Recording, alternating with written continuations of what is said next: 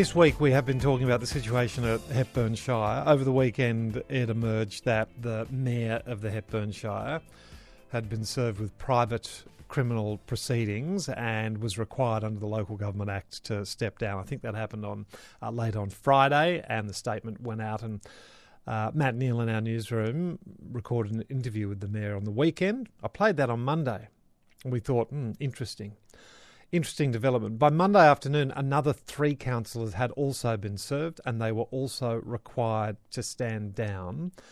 So the council now effectively cannot operate. They can't get a quorum to make decisions. The only things affected, and I just need to be clear on this, are the things that would normally go before the elected council for approval. The other operations of the Hepburn Shire do continue. Jennifer Anderson is the president of the Municipal Association of Victoria and our guest this morning. Jennifer Anderson, good morning, welcome. Good morning. What's your response and reaction to what's happened at Hepburn? It is very frustrating because the Local Government Act does state that if there are criminal charges pending against a local councillor, then they must be stood down, and that's regardless of where this comes from. So it's really important that we look at how this has affected a council, and we are working with state government and have been for some time, once this was identified, that the Local Government Act does need to change. Okay, can you just update us where that is up to? Well, there's currently, I think it's up to its second reading in Parliament. It's a long name, Local Government Legislation Amendment Stronger Communities Bill 2026. Yep. And as part of that, they are looking at making it that it must be an organisation and authorised particular organisations that would put forward these criminal charges. So it's coming from, not from a private citizen. And it's going to put a better framework around what happens if there is calling to question some councillor conduct. Okay. So second reading, so there's a bit to go through Parliament. Do you have a guesstimated timeline as to when that may move, when the change may come into place? Oh, I think all state parliamentarians would love to know when things are going to go through, but we are certainly talking to them and saying this item in particular, because we don't agree with everything that's going through in this amendment, that it would be really good if they could look at this one more rapidly so that we can get some finalisation and work through what is happening at Hepburn so that they can continue to have their councillors if that is appropriate. Okay. So in that bill there are other things there. You want this separated out so it can be dealt with quickly? Yes, that would be ideal because there's a lot of things to work through and we don't agree with everything that's in that bill, but this particular section of the bill, that would mean it will be things like the police or IBAC or particular organisations where someone might be stood down, but also to make sure that these things get dealt with swiftly so that if a councillor has found that there is no problem, that they've been through the process, they can get back to being a councillor as soon as possible. I'll come back to that in just a moment, that idea of working through the process in just a moment. Can I just ask, with the legislation, once it does go through, for Hepburn Shire, is that the end of the matter, or because this has happened under the current laws, does it have to continue through the court process? Yeah, that's sort of the other request. Normally with these laws, they're not retrospective and they would give a date to which they were effective. So ideally, it would be great if it could be retrospective and become effective straight away. So therefore, the natural justice process could go through with Hepburn. Any concerns there were could be investigated swiftly, have a better process involved, and then an outcome could be determined and the community can continue to have elected representatives. All right.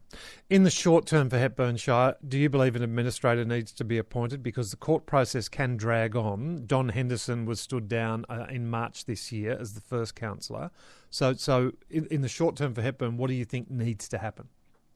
Well, I think it's up to the Local Government Act to guide some of what happens. A lot of processes, as you were saying before, can continue because many things are delegated. If you expected a council decision for absolutely everything that happened, not a lot would get done and the councils would be very busy. So plenty of what councils do, the staff can get on with doing.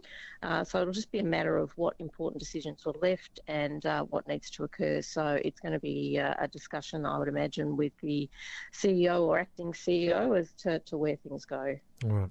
We're talking with the President of the Municipal Association of Victoria, Councillor Jennifer Anderson.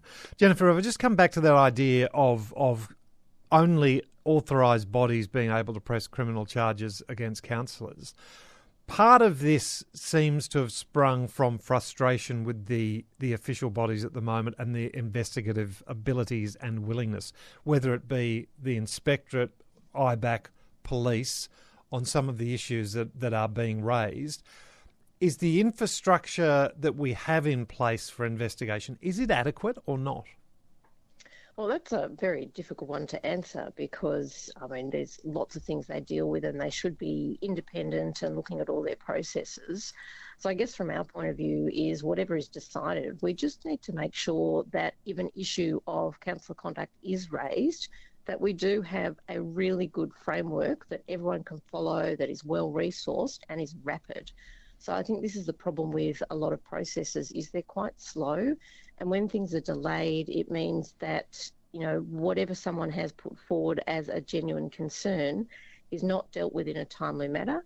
And it means if someone was actually innocent of what they were being accused of and they are doing the right thing, that complaint is taking so long to be processed, regardless of where it's come from, that it means that the community they're serving and that individual counsellor is just left sitting around having to wait for the process to occur. So from what you've just said, the framework we have at the moment you don't think is adequate, Jennifer? It's not adequate, Okay. no. It's too complicated, it just takes too long, and it just leaves you waiting around for a long period of time until you're in the system to actually have that complaint processed and then looking for the answer.